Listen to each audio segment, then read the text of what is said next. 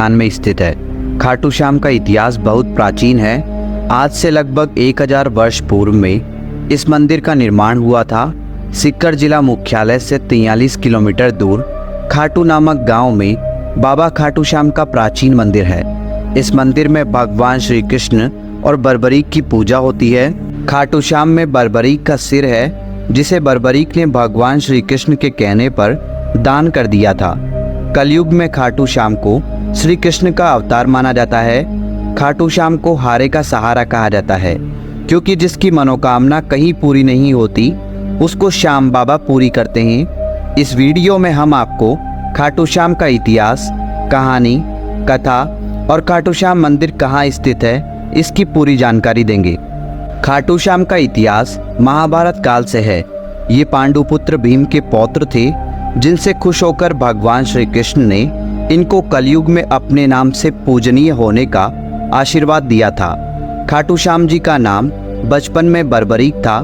घर परिवार, माता पिता और गुरुजन सभी इनको बर्बरीक नाम से ही जानते थे।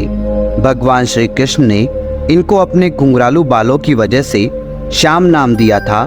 खाटू श्याम जी को श्याम बाबा, दीनों का नाथ, कलयुग का अवतार, शीश का दानी, खाटू वाला श्याम, हारे का सहारा, लकदातार, नील घोड़े का असवार, खाटू नरेश आदि नामों से भी जाना जाता है। खाटू श्याम को मोरवी नंदन भी कहा जाता है। खाटू श्याम जी की कहानी की शुरुआत मध्यकालीन महाभारत से शुरू होती है। बलवान भीम के पुत्र का नाम था घटोत्कच। घटोत्कच का विवाह दैत्य राजा मूर की पुत्री कामक कंटकटा, जिसे मौरवी के नाम से भी जाना जाता है, के साथ हुआ था। मौरवी और घटोत्कच ने एक पुत्र को जन्म दिया, जिसका नाम था बर्बरीक। बचपन से ही बर्बरीक ने अपनी माता मौरवी और भगवान श्री कृष्ण से युद्ध कला सीखी। बर्बरीक ने भगवान शिव की तपस्या की, जिससे प्रसन्न होकर शिव जी ने उन्हें 3 बाण दिए। ये 3 बाण उनको तीनों लोकों में विजय दिलवा सकते थे। यह वरदान पाकर बर्बरीक बहुत खुश हुए। बर्बरीक अपनी वीरता और शक्तियों के लिए जाने जाते हैं। महाभारत काल में जब कौरव और पांडवों के बीच युद्ध शुरू होने वाला था, तब बर्बरीक अपनी माता के पास गए और युद्ध देखने की स्वीकृति मांगी। इस पर उनकी माता ने उनसे पूछा कि तुम किसकी तरफ से युद्ध लड़ोगे।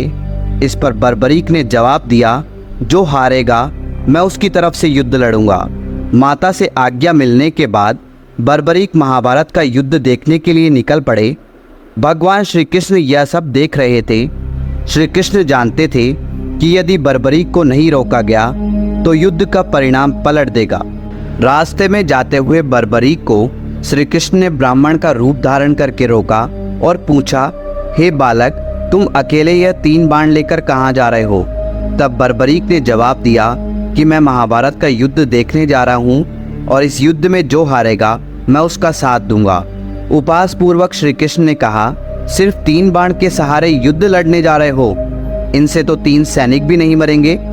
यह सुनकर बर्बरीक बोल पड़े, हे ब्राह्मण, यह कोई साधारण बाण नहीं है। यह बाण मेरे आराध्य महाप्रभु शिवजी ने मुझे दिए हैं। 3 बाण तो क्या, सिर्फ 1 बाण एक पल में युद्ध को खत्म कर देगा।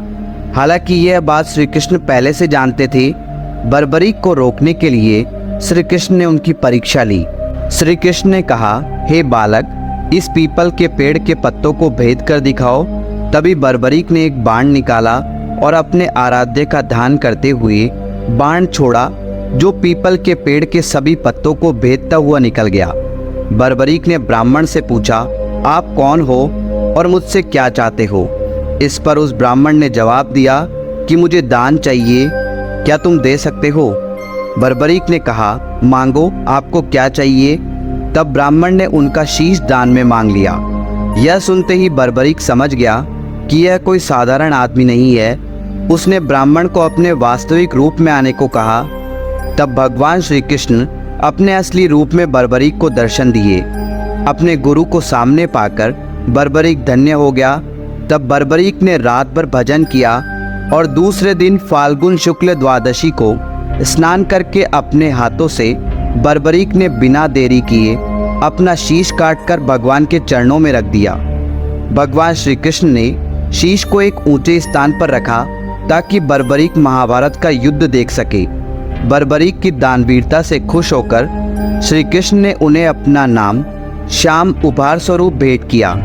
साथ ही आशीर्वादवान लोगों के हर काम होते हैं और ऐसा कहा जाता है कि जो व्यक्ति अपने जीवन में अपने दुखों और कष्टों से घिरा हुआ है, अपने जीवन में हार मान चुका है, उसे एक बार अवश्य खाटू श्याम जी की शरण में जाना चाहिए। तो दोस्तों, उम्मीद करते हैं बाबा खाटू श्याम का इतिहास और खाटू श्याम जी की कहानी आपको बहुत पसंद आई होगी। Comment box